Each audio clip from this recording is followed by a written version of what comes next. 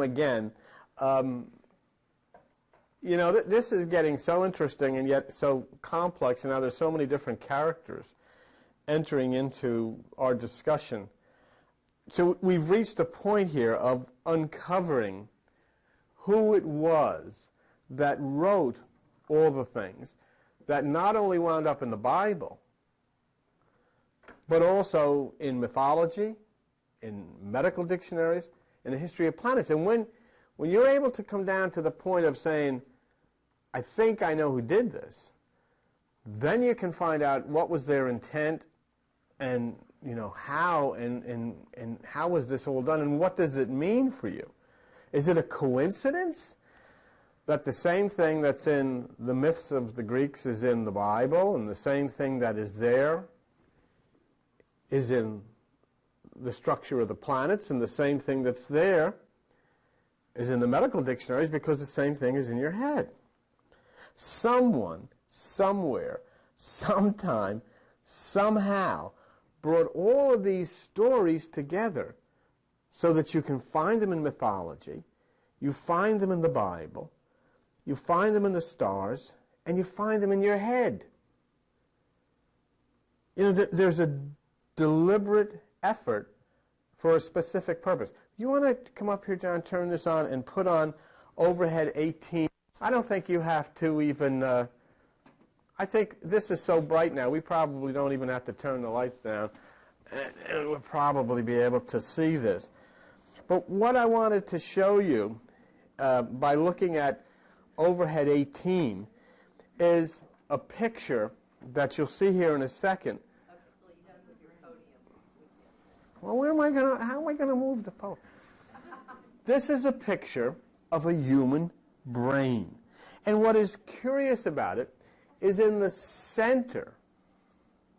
You can't see? Okay. Because you can move over to John's chair. In the center of that brain is a quivering piece of fleshy, bony material that is described as white in color with accompanying gray matter, and it's responsible for memory. It's in the middle of this thing. Okay. John, turn the thing upside down. I want to show you. I don't know if you've ever saw, no, upside down. Yeah, that's right. Do you see the angel? That's the angle, and that's the human brain. But in the center of this is something that is physical. It's bone, it's flesh, it's colored white and gray, and it's responsible for memory. If you pull out overhead number overhead 32, I'll show you the thing that I'm talking about. And you'll see this particular organ in the brain that is responsible for memory. It's right there, John, 32. 33. 32 comes before 33. There you go. There you go. Okay, now, yeah, there it is right there. Fine. Now, there is the organ, and you can see the white area here. You can see the horn here. All right? Now, there is the white, and then there's the gray matter, which is part of this thing. Now, this organ of flesh and bone in the middle of your brain was for some reason given a name called hippocampus. You know, that to me is fascinating, to say the least. Why would somebody call this thing in the middle of a person's head a hippocampus? What would be the purpose of that? Why was a piece of flesh and bone in the middle of a brain that has to do with your memory called a seahorse? Because that's what hippocampus means. Given its color, in reality, it's a white seahorse. And so someone looked at the memory organ in the brain, a doctor, a scientist, somebody, and decided, we'll call this hippocampus. We'll call this a seahorse. And then I say, well, why? Does it have the shape of a seahorse? Not necessarily, but that could be a reason. But there is much that is very strange, because it seems as if an invisible hand from somewhere was manipulating this jigsaw puzzle, and took the same thing that was in the mythology, took the same thing that was in the stars, and put it in your head? Could the same people have gotten together, said, okay, let's put this in the mythology, let's put this in the Bible, and we'll put this in the anatomy book, and that doesn't make a whole lot of sense because this became hippocampus fairly recently. It wasn't something that happened thousands of years ago, say. The white seahorse, what you're looking at, this is called the white seahorse, and this is in your head. Everybody sitting in this room has one of these in your head, and it's called the white seahorse. Now, the white seahorse of mythology is called Pegasus. Because why? It's a white horse, Pegasus, he was white, and in addition to that, his father was Poseidon, the god of the sea. So it's a white seahorse. But what was interesting about that is Pegasus creates the fountain for the muses. And the word muse means the art of meditation. And the mother of the muses, who is Mnemosyne, is the goddess of memory. The white seahorse is connected to meditation and memory in the myth, and the white seahorse inside of your brain is responsible for memory. And then Jesus, in the book of Revelation, returns on a white horse. Well, if this is the same white horse that's in your brain, that is the same white horse that's in mythology, Jesus then comes back, certainly, because the memory restored to you as to who you are, what you are, and so forth. You see this part here? That part of the hippocampus right in here is called Ammon's horn. A-M-M-O-N, Ammon's horn. And Ammon, the other name for Ammon is Amen. And in the Bible, Jesus is called Amen. So when it says Jesus is on a white horse, of course it is, because Jesus is on the hippocampus of the brain, which is the white eminence inside of you. Okay, thank you. Now, when we looked at that, and we say, well, okay, you've got this hippocampus of the brain. There is something in your head that somebody has called hippocampus, and it means white seahorse. There is something in mythology that is white seahorse. There is something in the sky that is white seahorse because they're connected to Pegasus. I might need it a little later. So there is a connection. And then if we looked at Ammon's horn and say, well, there is something in your brain called Ammon's horn that's in the point of memory in the hippocampus of the white horse. And we look in the Bible in John 14:20, and Jesus says, at that day, you shall know I am in my Father, you in me, and I in you. So Jesus, or Amen, is inside of you, right where the Bible says he will be, on the white horse or the hippocampus, Pegasus. Okay. So this, how could this be? Who in the world took the mythology of the Greeks, the work of the Bible, and then decided when they were naming the parts of the body and the head to name that particular organ of memory after Pegasus, and then place Ammon in the center of it, meaning that Jesus would be riding the white horse? Whoever, whatever, however, whenever it happened. So was all of this brought together by one person? Now, it is obvious that Pegasus, being of the Greeks, and Jesus, whose name is Greek, came from one person. I mean, I know it's still difficult for people who take the Bible literally, but if you do take the Bible literally, you have a Jewish Messiah with a Greek name. Why? Because the same people who wrote the mythology of Greece wrote the Bible. And so there you have it. You've got Zeus riding Pegasus, Jesus riding a white horse, written by the same people. It's the same thing. But how about the head? How about your brain? How did the white horse, the hippocampus, Pegasus, and so forth get into there? If you have that material, the stuff with you that I given, if you open to page 35, you'll see something that is reasonably interesting. It's medical etymology, which means the origin of words, in Stedman's Medical Dictionary. Okay, and if you go down the first column, 1, 2, 3, 4, about 5 paragraphs down, it's line. It says the overwhelming majority of our medical terms stem from Greek. So the Greek mythology, Pegasus, becomes the Greek Bible, white horse, becomes the Greek organ in your head, hippocampus. So, did somebody at the time that they were naming the organs in the brain realize that the hippocampus was responsible for memory and that Pegasus is connected to the Muses, whose mother is the goddess of memory? Or was somebody else putting this together? And that's another thought you have to think. Because I've never heard anybody say this other than what we've discussed about it here. But was some other entity putting this together? Did somebody, they say, well, inspire, I don't like the word, but did somebody manipulate the minds of people so that Pegasus of the mythology became the Pegasus in the constellation, became the white horse of the Bible, became the hippocampus of the brain? Did somebody else from another entity, an extraterrestrial, if you would, for lack of another word? Sometimes when you consider how things happen, you gain confidence that the very same experiences happen in your life. How? Yes. Did it really? Well, then we're going to have to get this. We'll have to get this fixed, man. I didn't realize that.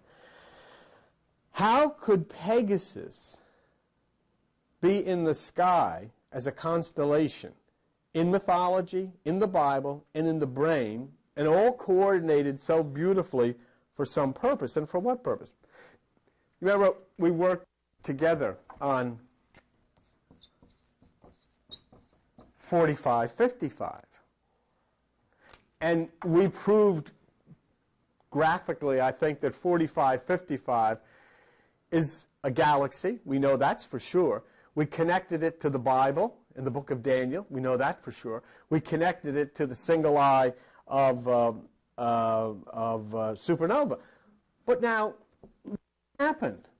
Do you remember when I that I was working and a technician came up to me because I was at the time registering all of the towers over 200 feet with the FAA for Comcast cable. And one of the technicians came up to me and said, well, gee, you worked at Bricktown up there for 22 years. You were the manager there.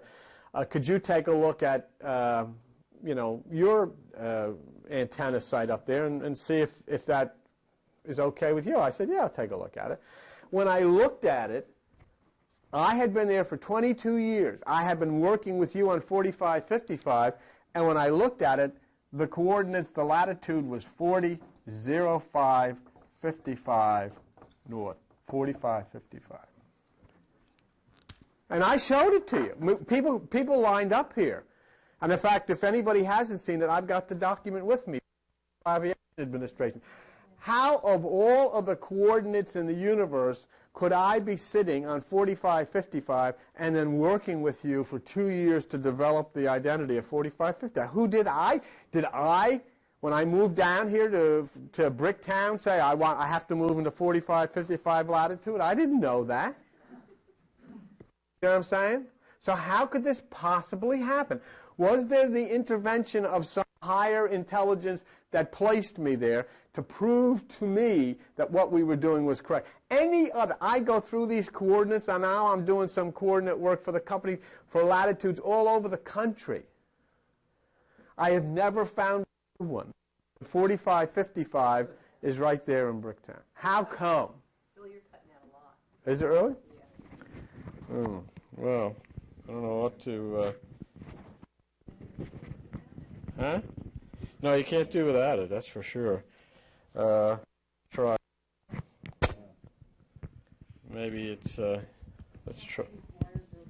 Yeah, could be. Could be the war. We're going to have to get this resolved. can't keep buying these things every time. Oh, let's try it then. Is it working now? For a couple. Anyhow, so if, for instance, the 45, 55, that I had nothing to do with placing myself at that latitude, yet something put me at 45, 55, knowing in advance that I was going to be working on 45, 55, and we haven't heard the end of that. 45, 55 is still going to play a tremendous part in what we're doing here. So then, if that was brought to me, if 45, 55 was brought to me by some unknown force, who brought Pegasus in the sky together with Pegasus in the myths, together with the white horse in the Bible, together with the hippocampus of the brain? So we can begin to understand that there is some kind of a magic hand from outer space who intervenes in all of this. The same magic hand that placed me at 45, 55, if we can believe that, then we can begin to be ready to map out the brain in a harmony with a map that has already been made in the sky. Could you help me? Now I want to do two overheads. I want to look at, if you would, overhead 35, okay? And I just want to show you something here as we look at that. Okay. If we look at overhead 35, we look at the constellation. And up here, you see the constellation Pegasus. All right? Down here, you see the constellation Fornax. All right. Now, let's see if we can map this in the brain. Would you pull out overhead 52? I think it's just about almost, I think it is the last one. If you look at overhead 52, I've taken the same map, but instead of Pegasus being the constellation Pegasus, I'm saying that's the location for the hippocampus of your brain. Instead of constellation Fornax being Fornax, I'm saying that's the location of the fornix of the brain. And instead of reticulum being reticulum, I'm saying that's the location of arachnoid of the brain, because reticulum means the web or the curtain, and the arachnoid is the web of the curtain. If we can start doing this, and we have work to do on this, but if this is correct, if what I'm saying is correct, then the mapping out of the constellations in the sky will have a harmony with the mapping out of the organs in your brain, in the same way that there are 12 constellations in the ecliptic, and you have 12 cranial nerves in the brain, and a right hemisphere and a left hemisphere, as does the universe. So what I am saying then is, if this is true, then by taking the position of the planets and what's going on with the planets and constellations, we'll be finding a way to track exactly what is happening inside the human brain, and what is coming and what we are going to see in a big way as far as the renewal of the mind is concerned. Thank you, John. Okay? So we do that. So then when we read of the white horse, now no longer can I look at the white horse in the book of Revelation and think of a white horse or even think of Pegasus. Now I have to think of the hippocampus of the brain. And when I'm thinking of the hippocampus in the brain, I have to say, then there must be a connection to the Pegasus constellation in the sky. Do the electromagnetisms that come out of Pegasus gear themselves directly to impact with the hippocampus of the brain? Because they're connected. In other words, the hippocampus of your brain is the Pegasus inside of this universe, is the Pegasus in the... In other words, this is a macrocosm, this is a microcosm, as it is above, so it is below.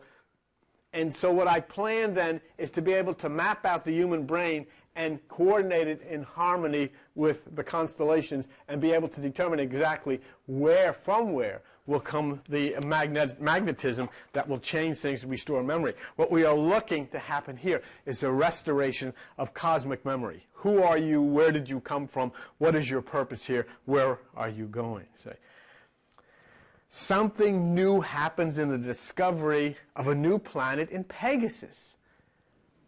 That happened in December of 1995. Something new, something different happened because the Bible said in Revelation 19:11, heaven opened and I saw a white horse.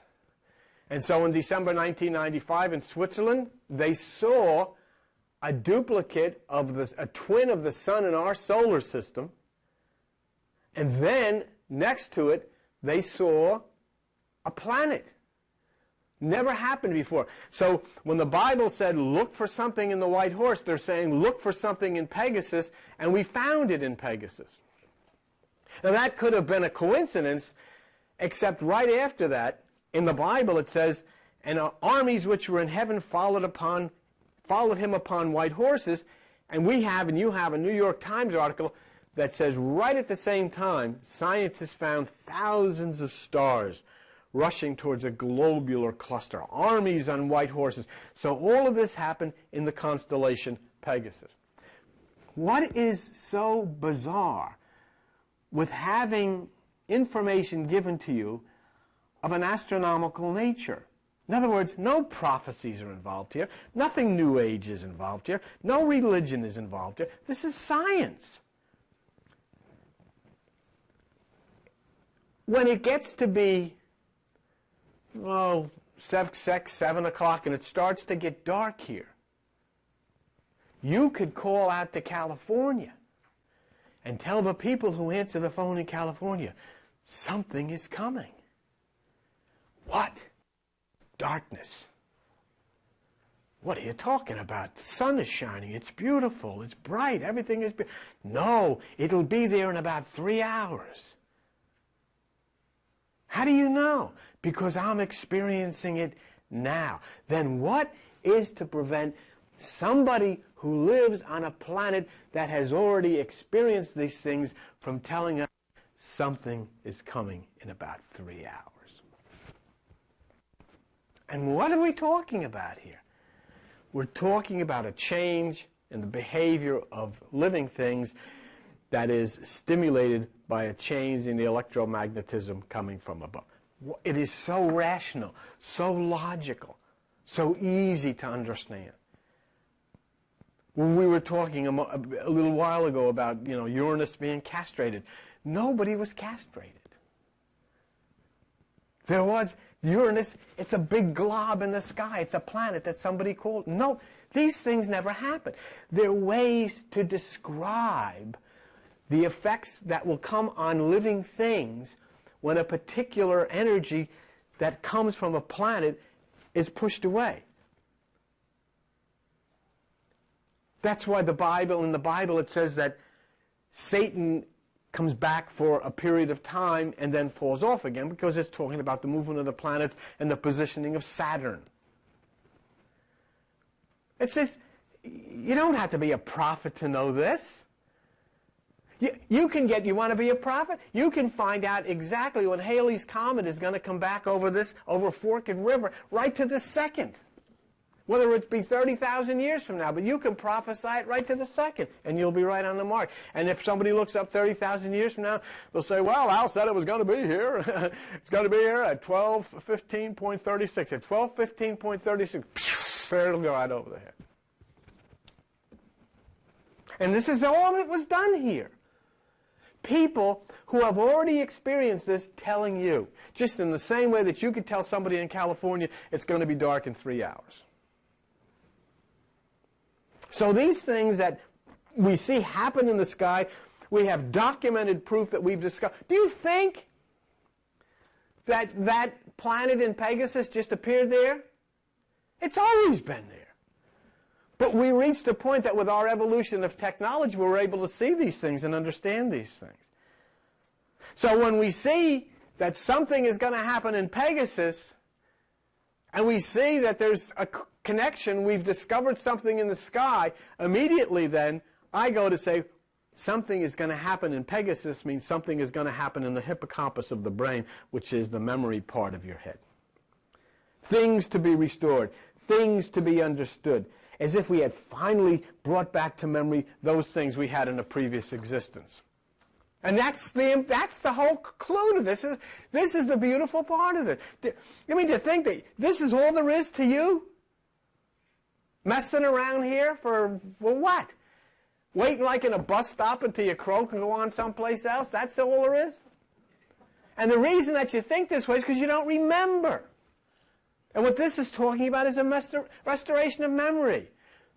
We get to say, oh, wow, we got all of these things now. Look at the people years ago. They had candles. We got rockets and all that. Ecclesiastes 1:9 says, the thing that has been, it is that which shall be, and that which is done is that which shall be done, and there is no new thing under the sun.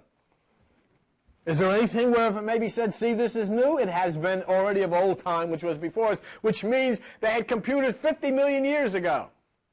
They had rocket ships 50 million years ago. All this stuff. This is nothing. It's even like the guy who did the teleportation in Austria. He teleported a photon. Oh my God, this has never been done before. The guy says, we're primitives. You can do this from one end of the galaxy to another with people. We just don't know how to do it yet. Do you realize that there will be a time, just like you used to see on television with Dr. Spock in Star Trek, when people will get like stand in a tube, beam me up, bing, there he goes, whop, there he comes, then there's some guy on 45, 55, or whatever galaxy will be standing, the tube will fill up, and there you'll be. How was the trip? I don't know. You don't even need a rocket ship. I said, oh, well, that's the stuff television is meant. Let me tell you something. When you look at Star Trek and you see those things, you say, oh, that stuff is wild, you know. There was a guy back in the 1920s and 1930s who wrote the same thing. His name was Jules Verne's, and he wrote about submarines and rocket ships and the whole bit, which nowadays is, you know, even he was behind the times. So this is what will happen. But it doesn't happen until your memory is restored, and you realize and you remember how to do those things and that you had these things, and that's what's happening now. Somehow we've begun to remember the former things. We've come out of the dark ages of religion. I mean, it is hard. I still get people who are writing me on email are trying to figure this stuff out, but they still hang on to this thing that, you know, Jesus got crucified and all of these things. That didn't happen either. It didn't happen. Why would such a silly thing like that happen? So that some guy named God can forgive you from going to Atlantic City? She played the slot machine. Okay, you know. Why would that be such a thing? Don't you? If we're not willing to acknowledge the existence of mythology, so we can understand rationally the origin of these things, you take it. I mean, you go to Disneyland and you believe it? Is there really a mouse that talks and all of this stuff? Why not? There's a snake in the Bible that talks. There's a mouse that talks. Why not? Hi, fellas. Hi, welcome to Disney. Oh, that's real. I believe that. Why not? There's a lady had a baby and she never had any intercourse. I don't think so. So, in John 14:26, Jesus says, the Comforter, which is the Holy Ghost, whom the Father will send in my name, he shall teach you all things and bring all things to your remembrance. In other words, your memory is going to be restored. How's your memory going to be restored? It's going to be restored by the stimulation of the hippocampus of the brain. So our meditation now is decreed not only by the writers of Pegasus and the Muses and Monosemy, but also the Greek writers of the Bible, who wrote through the words of Jesus that we have to practice the single eye. That still cannot be done by people in religious circles. They can't touch that. Even though it says it in the Bible, they can't touch it. So they change it. Say, well, if you see nice things, you'll have a good day. But they don't want to get involved with the single eye stuff, because that comes right out of the ancient Greek. And when we activate that energy from the pineal, you'll also have a companion activation. So where's the pineal connected to? We got Pegasus connected to the hippocampus. We have the fornax connected to the fornix. We have reticulum connected to arachnoid. Where's the pineal connected to? Supernova, 1987A, the single eye. You can place that right in the middle of your brain. And something's going to happen with that, the year 2002. But I'll tell you something else is going to happen a lot before that.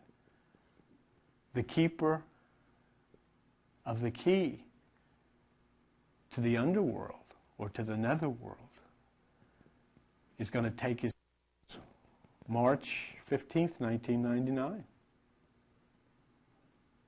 Pluto. Pluto is in the Neptune orbit right now, but on March 15th, 1999, Pluto will exit and be the furthest, most distant planet from the Earth, and that will be the last stop before the gates open to that world. And accompanying Pluto is a small gray satellite named Charon, who is the ferry boat man across the river Styx.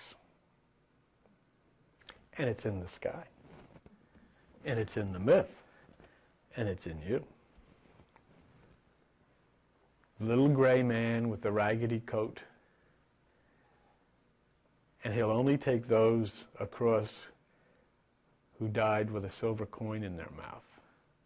In fact, most of the ancient people, before they buried people, open their mouth, shove a silver coin in, I don't know, off you go. That's the fare. You got your money. I'll tell you about that.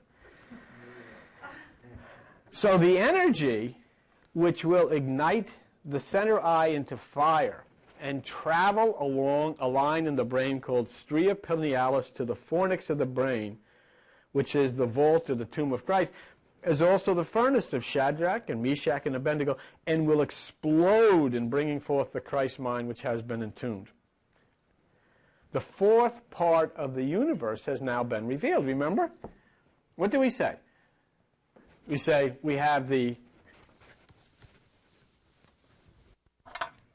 supernova, which is the pineal or single eye, a straight line to the fornax,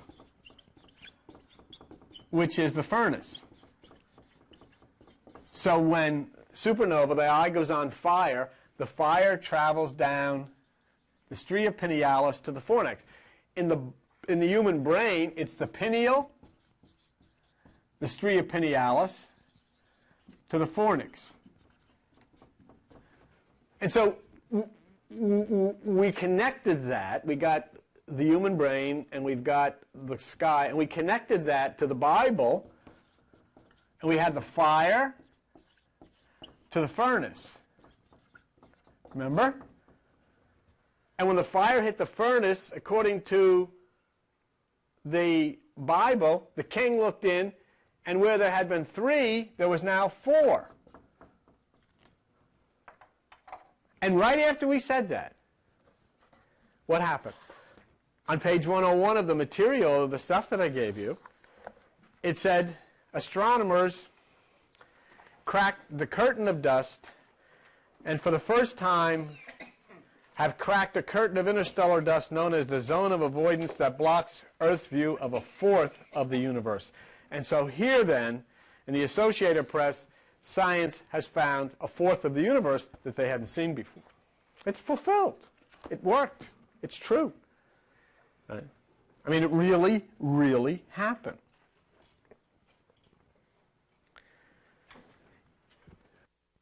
One of the interesting things in dealing with this is to see the obvious connection made by the Greeks of myth with astronomy and with anatomy, the myth, the Bible, the sky, and the brain. Considering Pegasus as the hippocampus, I want to show you something that I thought was interesting. And for those of you who are nurses or doctors, as Joan is, you might find this interesting. The father of medicine in Greek is Hippocrates, Hippocrates. Okay? When a doctor becomes a doctor, he has to take what's called the Hippocratic Oath. All right? This guy said that as far as he was concerned, no doctor should be granted a license unless he was knowledgeable in astrology as well as medicine, because he felt that there was a definite connection between the human mind, the human brain, and the activities in the cosmos, which would seem to be borne out by the fact that leading medical people of the world have chosen to place in the brain names of constellations. Fornax, Pegasus, Hippocampus, you know. What struck me about Hippocrates, or Socrates was his name. Do you see anything there? The horse. Isn't that interesting? The horse. But look at Crates. If you look at Crates, you'll find he was from Malos in Greece. He was a Greek astronomer of the 2nd century who made the first terrestrial globe in the 2nd century. So Hippocrates, medicine, his name means horse astronomer. Pegasus, astronomer, Pegasus, astronomy, and he winds up as the father of medicine. And all of the doctors, every doctor, and the doctor that you went to, whenever you went to the doctor last, before he got his license, had to take an oath based on the words of the horse doctor, or the horse astronomer. Yeah, well, and some of them do very well as the horse doctor, too, you know. Now, I know that's very interesting. The father of medicine, who states that physicians must know astrology, has a name that connects him to the horse, which would be Pegasus, and memory, and to astronomy as well.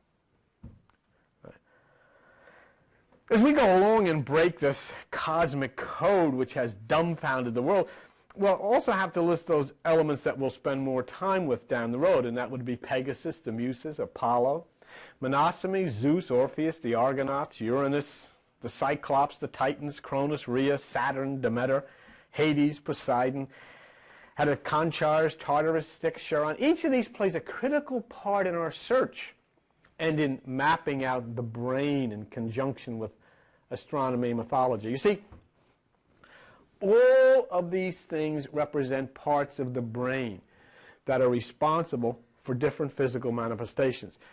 Everything in mythology has to do with how your brain connects with the universe. The whole thing is about. Everything in the Bible has to do with how your brain connects to the universe. Just as there's 9 muses, they were responsible for 9 parts of the brain, and then there were 3 cyclops, which were responsible for 3 other parts, which are the 12 cranial nerves of the brain, which connect to the 12 zodiacal signs. What in the world, you know? But we have people who know nothing, who tell us you shouldn't get involved in this. Totally ignorant people who have no concept of what this is about, and we follow them like, you know, the Pied Piper. But the people, the Greeks who wrote this stuff, they wrote the Bible, they wrote most of the terms in Stedman's Medical Dictionary, they wrote the astronomy. What is their influence? Who are these people? Where did they come from? How come they were so smart and everybody else was so fakakta all the time? Nobody knew nothing but these people. When you pick up a Bible, many of you say, I can't read this. It's all Greek to me. And you're right. It is. And they took every bit of this stuff and twisted and turned it into these stories of myth, of people being crucified because it's an astronomical phenomenon. The sun goes through the Southern Cross. Of people being in the furnace because it's an astronomical phenomenon, of fornax, of white horses because it's an astronomical phenomenon, of Pegasus, but they're also in the brain. The Greeks called themselves Hellenes, Hellenes, and they thought of themselves as different from all other. They called everybody else barbarians. Where did these people, where do they come from? Well, you want to find out who wrote the Bible. And you look in the Bible, and you look at the Greeks and their early culture, and then you look at the Bible, you can see the connection. In the early part of Greece, women were considered with slaves and serfs as non-citizens. That's why it's in the Bible, because that was their culture at that time. The husband headed the house and was responsible. For the wife ran the house and raised the kids.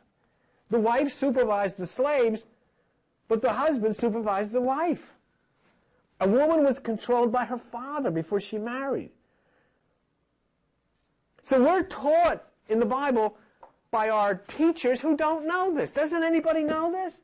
The people that wrote the Bible about women being, it's not God's will, it's the way they did things. It was their culture. And that's why it's in the Bible. Woman should put a handkerchief on her head and shut up. That's because that's what they did. I see them walking in there. They've got paper clips and they're sticking handkerchiefs on their heads. Can you imagine? There is a God on a planet somewhere that's going to get ticked off and you don't have a handkerchief on your head. So they said, where are we going? How are we ever going to grow up? How are we ever... But there were very special people who stood outside of all this nonsense. Philosophy originated in Greece around 500 BC. And the word philosophy comes from two Greek words. You know what it means? The love of wisdom. That's what the word means. The love of wisdom. And the Greek philosophers today, their questions were scientifically. The Greek philosophers speculated about the substance of the universe and how the universe operated and how we were connected. And what they investigated was the knowledge and reality based on logic. And they sought to define good and evil based on logic. These were the people that wrote the mythologies that, you've never even looked at. If you were to pick up the book of mythologies and begin to understand, you start to see all of the wonders of the world that these people knew of. And then you'd have to say, well, where did they get it from? They pioneered medicine, physics, biology, and mathematics. And in the 400s BC, Albert, a guy named Democritus said all things consisted of atoms. So, of course, all things consisted of atoms. So then when it got time for you to write your Bible, what was your first person? Adam. In the 200s BC, a couple of guys named Asterakos and Samos, first the earth revolved around the sun. But most of the Greek thinkers who were traditionalists argued that the sun, the stars, and the planets moved around the earth, and their ideas became those of the church and the ruination of a guy like Galileo. But there were people that knew about it. This guy, Aristocrates, 300 BC, said, no, this is screwed up. It's the earth that's going around. It's not the sun that's going around. Right. So we see the evolution of the Greek gods into the Romans, and finally, where did you get Satan from? Because Kronos was the guy. But Kronos was a Greek. But then the Romans came and they invaded Greece. And they overran it. And Kronos became Saturn, became Satan. And the Roman Church said it's Satan. Okay. That's where it came from. There is no such thing. The Romans began to expand, and in the late 140 BC, they took control of Greece. So the work of Greek and myths became part of the Roman heritage and eventually found its way into what we call the Roman Church. And the Romans borrowed art, religion, philosophy, the life of the ancient Greeks. They spread the Greek culture throughout their empire, and it became their Bible. That's how you have a Bible that everybody thinks came out of Rome and all these places, because they stole it from the Greeks. Who wrote? The mythologists wrote all of this stuff. And they took all of the writings of the Greek mythologists, put it in a book and said, this is the holy word. They didn't tell you it was mythology. Well, how come the white horse is in here? Where did that come from? It's important to understand the Greek myths of Pegasus and Uranus and how it found its way into the Bible. You go to the Bible, it says the kingdom of heaven is at hand, and the word is Uranus. Why is this Jewish book written in Greek? Why has the Jewish Messiah got a Greek name and his mother and father got English names and everybody's Irish running around Philip Bartholomew? What is that all about? Oh, don't touch the Bible. You can't tamper with it. Somebody's already done a good tamper with it. You have to mess with it now. You know some of the Greek words? The other Greek words? Interesting. Astronaut. It's a Greek word. Ecology. It's a Greek word. Geography. Psychiatry. It's a Greek word. They used in the art, but where did the wisdom come from that we're finding now? The wisdom that had been destroyed by the Romans who founded our religious institutions. The first known Western philosophers lived in ancient Greece back around 500 BC. And they tried to discover the basic makeup of things, the nature of the world and reality. And most people at that time had relied on magic and superstition, but the Greek philosophers considered that naturally to be unreliable. They sought answers by thinking of logic, see, the things that our religious heritage doesn't allow us to do now, studying nature and thinking. And what happened is, as the Greeks were studying nature and thinking, when the Romans came along and your church came along, they replaced that. No thinking. No thinking allowed. You have to have faith. And you can't have faith in God because you never met God. So you'll have faith in what I tell you about God. See? And if you do have faith in what I tell you about God, you can sign the card and be one of us. And then it'll cost a few, bucks. A lot of bucks. So there's the deal. There's the whole deal. That's how the very thing happened.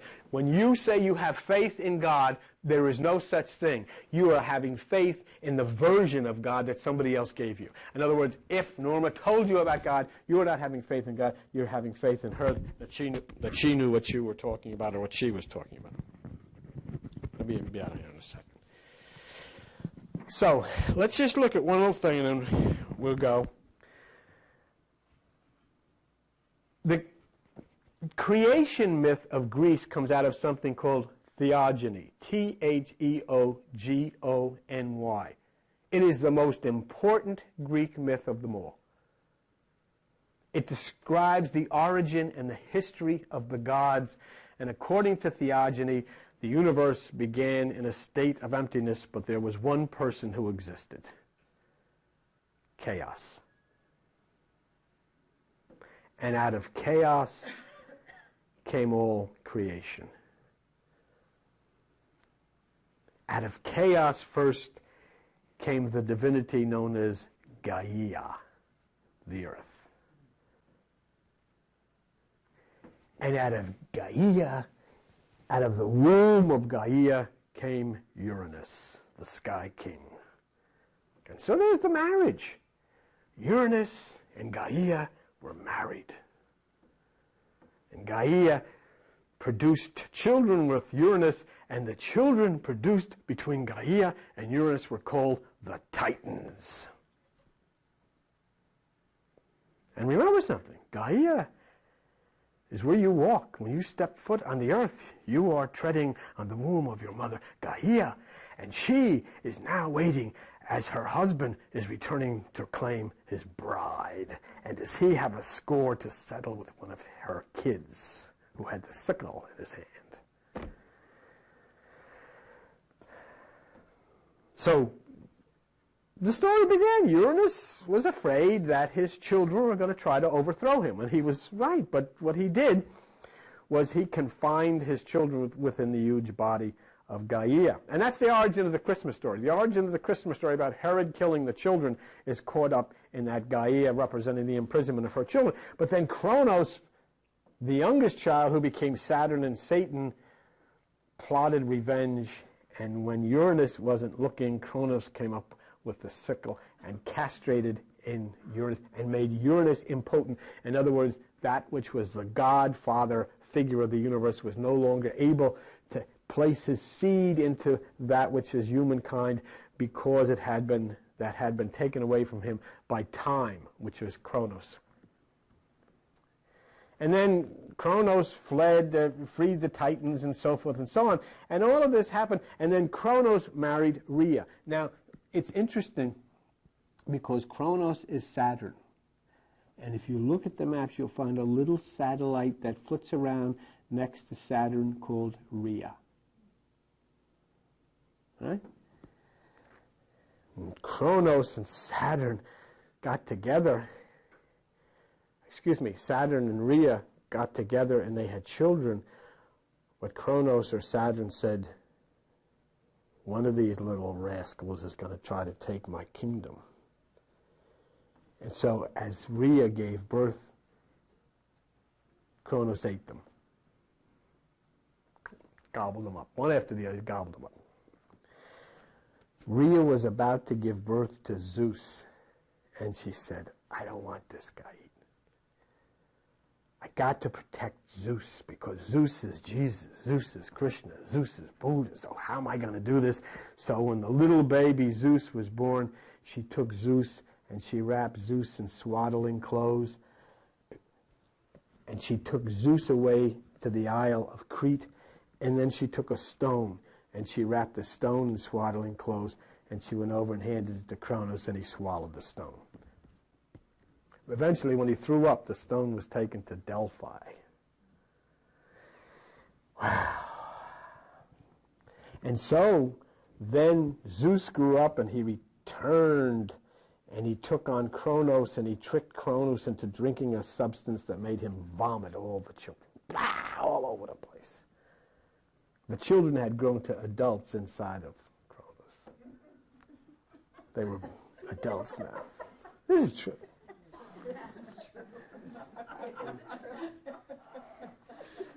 And then Zeus led his brothers and sisters in a war against Kronos, and Zeus won the war, and they exiled the Titans to Tartarus, which is the netherworld, and that is the revelation story of Jesus returning and driving Satan into the deepest pit.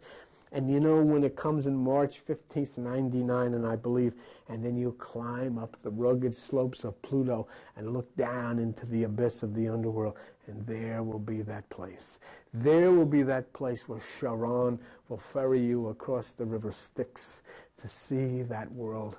And there, those who do not know will see the three-headed dog barking outside of a Hades house as a boat takes them by in the dark, murky waters of the Styx.